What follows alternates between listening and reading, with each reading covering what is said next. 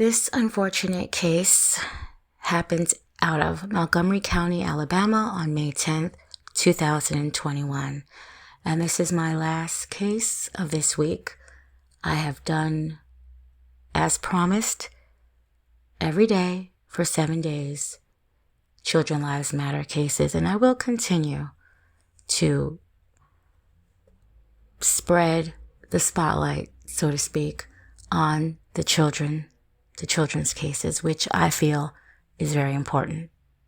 Caleb Whisnand, 32, would call the police and tell them that his 5-month-old son, Caleb Whisnand Jr., known as CJ, had been abducted out of a vehicle at Circle K, where he had stopped to purchase gas. The police would arrive to that Circle K, and inside his white Ford Escort, there was an infant seat, but no infant seat base. Upon looking at the CCTV footage of the Circle K, there was no video showing that any child had been taken at that Circle K on that day. He would also add that he took the baby here and there to several friends' houses where he would work on their cars, saying that he would leave the baby with certain people while he continued working on these cars, but that still had nothing to do with the claims of him saying that the baby had been abducted at the Circle K. Whisnand and the mother of the baby, Angela Gardner, they would do a news conference pleading for the baby's safe return. Now, people who have viewed that live news footage, they said that it looked rehearsed, that it was something wrong about it. They said that it looked like maybe she was scared to say anything, like maybe he could have been physically abusive to her. But the couple on a whole looked as if that they were hiding something. Here is a small clip of the video. If you haven't seen it, look at it. Tell me what you think about it. If you had seen it before, tell me what did you think then when you first viewed this video. Yeah. Now let me know when you're ready. All right, we're going. Yeah. On Monday, the Montgomery County Sheriff's Office received a 911 call from the Circle K located on Wetumpka Highway. During that time, we discovered that a missing child had been reported missing in the area. At this time, the Montgomery County Sheriff's Office would like to enlist the help of the general public to come forward with any information that they may have. They can call us at our non-emergency number, 832-4980, or you can contact Secret Witness if you'd like to remain anonymous. What we're going to have now is we'll have the family come forward to give a statement.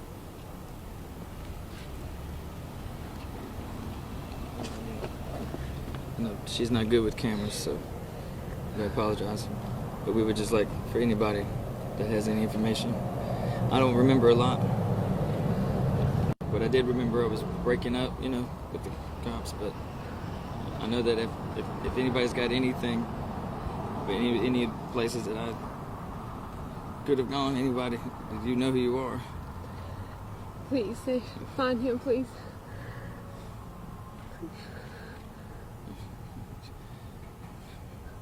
It would mean a lot. It would mean everything to us. And that's... family ain't the same without family. That's for sure.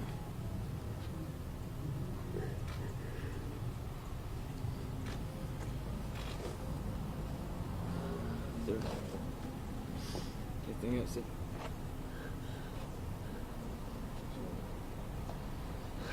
Any questions? Oh, we had pictures of the baby too, but we sent them to the investigator's phone so he would have it to show y'all in the press during the press.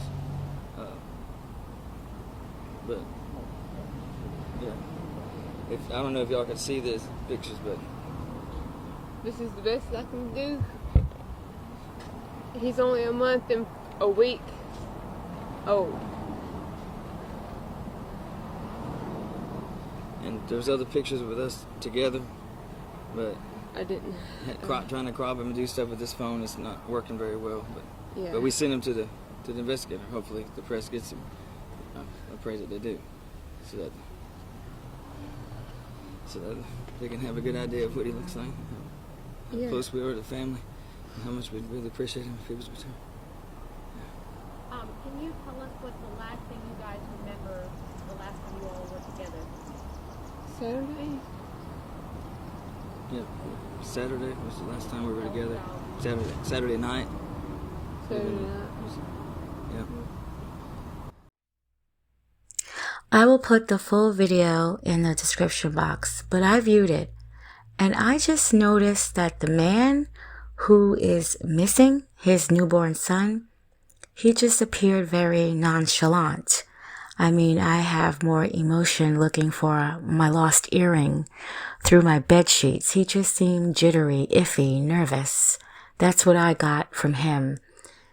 I couldn't really gather what I thought about her, but it looked like she looked towards him for the answers. But, in fact, he was the last one with the child. So, that is who you'd be looking to for the answers. The investigators would look through his cell phone data, and he had confessed that he did a drug run in Lowndes County. There was also video of him at an ATM withdrawing money. He said he paid back his brother money that he had owed him. There was also video now of Whisnand at that Circle K, and he was throwing away a Mickey Mouse pacifier, one child's sock, and also the shirt that he had been wearing earlier. CJ's car seat and diaper bag hadn't been found. Investigators did note that he was spotty, and they said semi-incoherent, but Whisnand said he was just tired. They actually would let him take a nap, and he slept for 6 hours. And they said when he had woke up, he was a little bit more coherent, and that is when that interview that you had just viewed was done. Whisnand finally did confess. He told the deputies that it was an accident, and then he actually told one of the deputies to just shoot him. He ran over to Angela, where he would tell her that he was sorry. He said that the baby was unresponsive when he left his brother's house. He couldn't revive CJ. And then he said he had hit him too hard on the head, and the baby died. And that's when he had took the baby to that wooded area in Alabama, and he buried him in a shallow grave.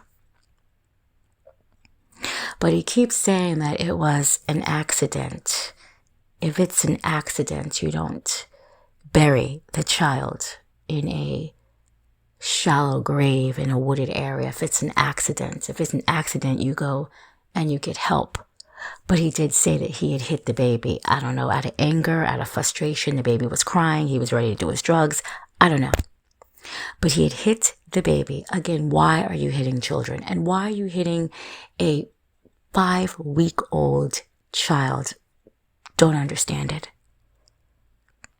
I remember back in the day when men were actually scared to hold a baby. They didn't even want to hold the baby. I miss those days. Whisnand is being held on a capital murder charge. The baby had, through the autopsy, the baby had died right after he was inflicted by that injury.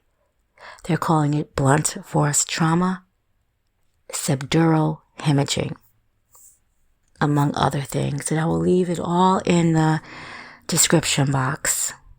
5 weeks old, little CJ. I also saw pictures, you know how I like to go and look and see what I can find. And Caleb Sr., he has other kids. young kids. Not as young as the 5-week-old, but it looks like he has 2 sons from a prior relationship. And it looks like he may even have one with Angela. Very young boys, all boys, from what I can tell. So I don't understand why this happened to CJ. It just didn't make sense. But he is due for court, and maybe one day we'll all find out the reasons, even though it will never bring any comfort, especially to the ones that love CJ, because he's not here. Angela's mother, and that would be CJ's grandmother, she had this to say about the situation. Quote, Angela is a great mother, and she is overprotective of her kids. She was so happy when she gave birth. I was there when she gave birth to the baby. I can't believe this son of a bitch killed her baby. End quote.